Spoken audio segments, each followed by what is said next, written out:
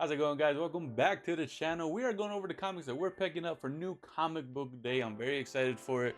We got a total of 17 comics, 16 single issues, and one Marvel Premiere Collection book. So I'm very excited to add that to the collection as well. So these are all the comics that we're picking up. There's a lot more coming out. This is just what we're getting. Also, we're gonna go over the 8 covers. If you guys are interested in the variant covers, you gotta stay tuned for New Comic Book Day to see what I picked up. But other than that, let's dive right in. First one on the list is gonna be Absolute Batman issue number 14. I'm very excited for it. This should be the showdown between Batman and Bane, but you also got Crocodile in there. Which is pretty cool. Or Killer Croc, I mean, not Crocodile, Killer Croc. Batman and Catwoman face down Bane in a final battle. But once the dust settles, what will it all mean for the future of Batman? I don't even see Catwoman on the cover. But I forgot Catwoman was going to help him out. He didn't want it, but she kind of convinced to let her help him take down Bane. So I'm very excited for it. It seems like it's the final Abomination finale, so it's the last issue of that story arc before we get a new one, but it sounds like it's going to set up the future for Absolute Batman to see what happens. Very excited for it, so you know for a fact we got to pick this one up. We're also picking up Absolute Wonder Woman issue 14. Absolute Wonder Woman has been amazing. I think, I could be wrong, this is a new story arc. It doesn't say anything. To save the world from the all-new supernatural threat that Diana is uniquely unqualified to solve, she will have to reach back to the oldest and deepest of gods for their assistance, but they may not agree with her position. In the midst of the struggle, a new player makes their presence known, but are they friend or foe? Concluding a two-part guest arc from visionary artist Matissa Baraga. Oh, so that's the second issue. Okay, now I remember. Yeah, the last issue was a new story arc. It was a little mini thing, and then they got this one as well. And then I think after that's gonna run into her going into meeting with Absolute Batman, which is pretty cool. But I'm very excited for it. Absolute Wonder Woman's a great series. It's been really good. It's sticking to like the Greek mythology really well. Just a little bit of twist from the normal Greek mythology that Wonder Woman is part of. It's the absolute universe, so a little different, but it's still been amazing. I'm very excited for it. We got a brand new series. I'm super excited for it. This is Batman, Green Arrow, The Question, Arcadia, issue number 1. I'm very hyped for it. It's a brand new series with 3 great characters. You got Batman, like it says Green Arrow in The Question, but it's the original Question, the gentleman, the dad from not the newer Question. What is his name? I mean, they call him The Question, but there has to be a different name for him. I can't think of his name. But it's a Black Label DC, so it means it has nothing to do with the current stories that are going on with DC. It's its own little like side thing where it's not going to mean anything later on in the future of Batman, Green Arrow, or The Question comics or anything like that. So I'm very excited for it. I'm not going to go too far into it. I kind of just think that kind of talks about who's on the work of it, like the artist and the storyteller. This is E. Gabriel Hardman. Not sure exactly who he is, so I'm sure he does great work though. I'm very excited for it, so we're picking this one up as well. Next we got Black Cat issue number 4. It's been a fun series. We just got actually just got Black Cat in the last Fantastic Four issue. It was kind of in the middle of everything that's going on with Spider-Man being gone and stuff. It was just a cool little side mission. Now we got this one.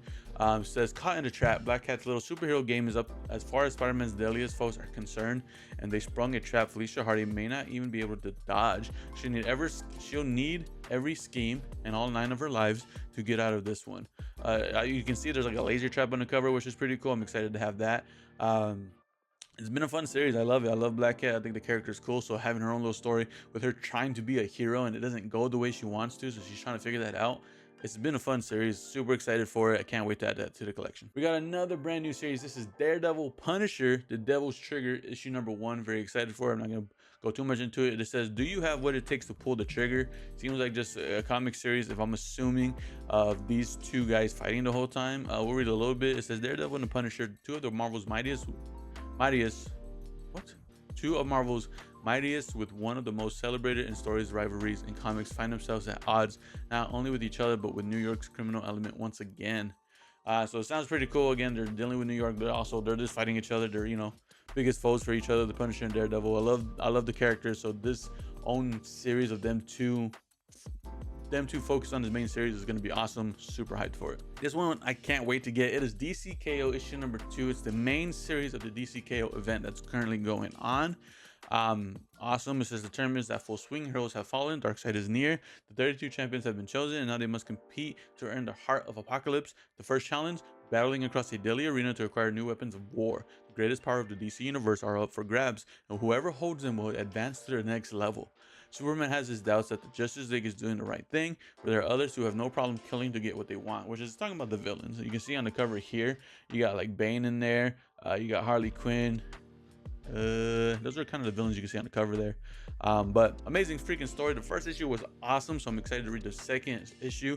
Plus, all the tie-ins have been really enjoyable as well. So I'm super excited. This is definitely gonna be one of the first comics I read besides the brand new series that comes out. This is definitely gonna be like on the list. All right, after those ones, this is next. You know, so super excited for it. Next, we got Detective Comics 1103. This is part 3 of the whole Batman being infected kind of situation. It says Gotham's newest villain, the Lion, has lain in wait, but most like his namesake, choosing now to strike the Dark Knight. Meanwhile, the infection coursing through Batman's veins continues to work its way into his central nervous system, leaving him vulnerable on 2 fronts.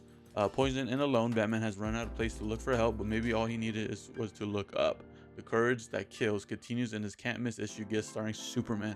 So it seems like he's gonna get a little help from Superman probably, but he's still gonna be, you know, probably like, I don't know what the word for it, but he's gonna stick to himself. He doesn't want nobody's help. He's gonna be stubborn. That's what I'm looking for. He's gonna be very stubborn. You know, he does get help when he needs it, but something like that, I think he's gonna be, especially because it says the Courageous That Kills. He tried to help out a kid. The kid, I think, was okay, but he got sick from it. Amazing freaking story arc that's going on. I'm super excited to see what happens in this one. I don't think this is the last one, which is pretty cool. But getting Superman involved in this in Detective Comics issues is going to be awesome. Next, we got the Flash issue number 27. This is part of the DC KO tie-in.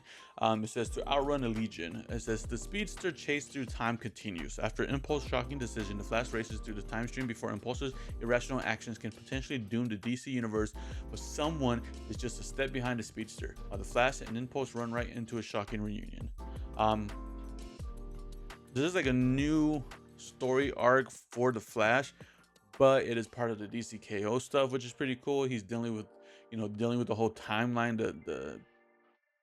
timeline basically, like the Speed Force and stuff like that. You're trying to help out and stop Darkseid while everybody's doing their tournament and stuff. It's pretty cool. So I'm super excited to pick this one up. Next, we got Green Arrow issue number 30. I'm super excited for this one as well because it is part of one of my favorite story arcs that's happening currently with the Green Arrow. It says the showdown you've been waiting for. It's all come down to this. Green Arrow faces off against the Crimson Archer in a high-stakes rooftop duel for the soul of Star City. It says Crimson Sands Part 6. I don't know if it's the last issue. It doesn't say finale or anything like that, so I don't think it's the last issue of the story arc. So we might run into another one, but I'm super excited to see. I mean, this cover is sick. You got arrows and Oliver there, the red arrows, but then you also got the green arrows in the red archers or Crimson Archers suit as well. It's gonna be awesome. I'm super excited for it. And of course, it has the little side missions with the Arsenal in there, with, you know, trying to work with his daughter and stuff like that. It's pretty cool. But to me, Green Arrow's story's been definitely underrated. I've been enjoying his comics. He doesn't get much variant covers, as you can see. He's kind of just stick with that one, but I've been enjoying it. I'm excited to get it and then read this one as well. Next, we got Green Lantern issue number 29. This one looks really cool because it says on the cover, "Get out of Green Arrow's way." So I'm assuming Green Arrow is going to star guest appearance. What? A guest star in this comic, I guess is what I'm trying to say. It says Hal Jordan and Green Arrow up against a cosmic mystery.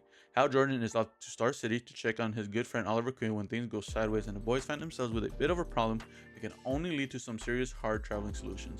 Green Lantern and Green Arrow working together has always been funny to read. Their like chemistry together is really funny. They're real good friends and stuff like that. So them going into this current read of Green Lantern with everything that has happened and him working with the Green Arrow, it's gonna be awesome. I'm hyped for it. Next, we have Harley Quinn issue number 56. Again, not my top story, but they've still been a little enjoyable to continue getting them, especially because I've been loving the artwork that I've been getting for it from David Nakayama, who's been doing variant covers, so that's what I'm gonna be picking up. It says dope, most dangerous game. Don't shoot me, bro. Seriously, if someone pranks, tases, or shoots me one more time, I'm quitting this whole main character in our own comic book series thing. My mandatory road trip with the gun buddies come to an end in a jungle where we're hunted for sport by a rich jerkwad, plus the return of one of my greatest enemies and the birth of an unexpected ally. So yeah, they were getting hunted. They kind of got caught together, but then they escaped together, but it looks like they're getting hunted for it. It says when the super hunter hunts, super people are hunted, sorry. So it's a fun series. Again, it's not my top. I'm not like always super excited. I like getting it because it is another story that I'm reading, and it's a fun little read. It's not on my like top of the list to read right away. It's kind of towards the middle or bottom. All the comics I get, I do enjoy reading. It's just not like I'm dying for this comic. But when it's coming out, I'm like, oh, okay, I'm gonna pick this one up. So, but again, Harley Quinn is not bad. This is not amazing, but we're gonna pick this one up. Next, we have Immortal Legend Batman issue number 4. This has been fun, little mini series that's going out. It's part of the Else world. It says, "Welcome to the jungle. The Immortal Legend Batman knows how to stop a shadow attack, but what is he to do when the very soil beneath his feet poses a threat? Deep within the jungle of a seamlessly uninhabited planet lies a poisonous threat ready to take down the Immortal Legend Batman." Again, it's been a fun little series. You know, he's trying to stop this whole shadow creatures that are, you know, posing as people and harming people and killing them, stuff like that. So he's trying to stop them. Even though he looks like a bad guy, he's still doing it. So it's a fun read. I like Immortal Legend Batman. It's definitely different from the other Batman series that I'm reading. And a lot of people don't like it, but I'm enjoying it a lot, so we're definitely gonna pick it up. We have the Infernal Hulk issue number 1. It's a brand new series. I haven't read really much Hulk, anything related to Hulk, so I'm excited to get this. I know it's not directly to the Hulk, it's kind of a little different. It says, "Incredible, immortal, eternal. The evil known as the Eldest has literally torn Bruce Banner and the Hulk apart and taken the Hulk body as their own. This new unstoppable Infernal Hulk is 10 times the monster that everyone always feared Hulk would be." So it's kind of different. I'm gonna give it a shot. You know, it looks very interesting. I don't know if it's gonna be something I'm really a fan of, but again, I'm gonna give it a shot, and if I enjoy it, I'm gonna continue it. If not, I might just cut it off fast or give, you know, the second issue a try just to see if it catches my attention after that. But we're gonna pick it up, and I'm actually excited to try to get into the Hulk, so we're gonna again pick this one up. Next, we got Justice League Unlimited issue number 13, part of the DCKO tie-in. It's been fun. It says the Terrific 10 part 2. It's the second part of the story arc, part of the Justice League Unlimited, part of the DCKO. I know that's a lot of words, but the Terrific 10 on a do or die mission. The Earth opens up to swallow the JLU. Paradomus swarm the Watchtower. The Time Trapper lies near dead at Metamorpho's feet, and one of these things is catastrophic. But all three said simultaneously, "Can Armageddon be far behind?" That was hard for me to read, but it's like while the main Justice League is fighting in a tournament, these other characters, other heroes from the Justice League that came from the past and the future are trying to help the current Earth so they can get back home, and they need to do that. They need the regular Justice League to win the Heart of Apocalypse so they can send them back home, because right now they're stuck. It's a crazy mess, but it's actually really fun. I mean, Mr. Terrific is running him because he knows all these characters and all these heroes, and he's able to work with them and lead them. So pretty cool. So yeah, we're picking this one up.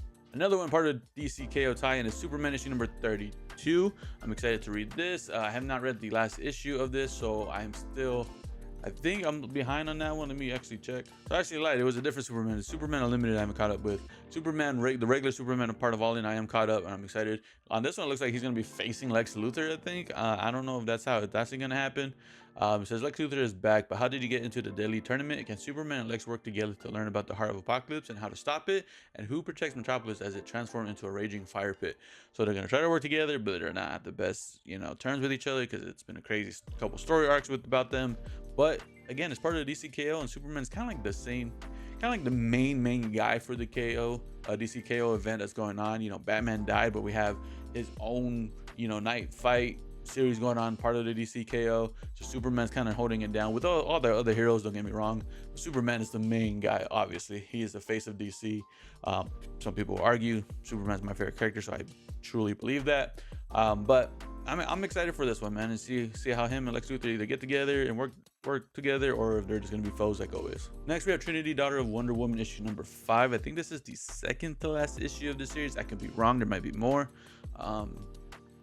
But it says, much to her shock, Wonder Girl finds herself back in the past with Robin, this time hoping to track down a super Corgi, but things have changed. Jason and Lizzie are totally crushing on one another. Can the boy and girl wonders ignore the butterflies long enough to track down the mischievous dog on the dangerous streets of Gotham? It says Wonder Woman and Robin is the mask of love. That's what it says on the cover. It says, "I thought I knew you, Lizzie, but your Corgi gave away your darkest secret." Whatever that means. This is the teenager one, or this might be I think this is the older.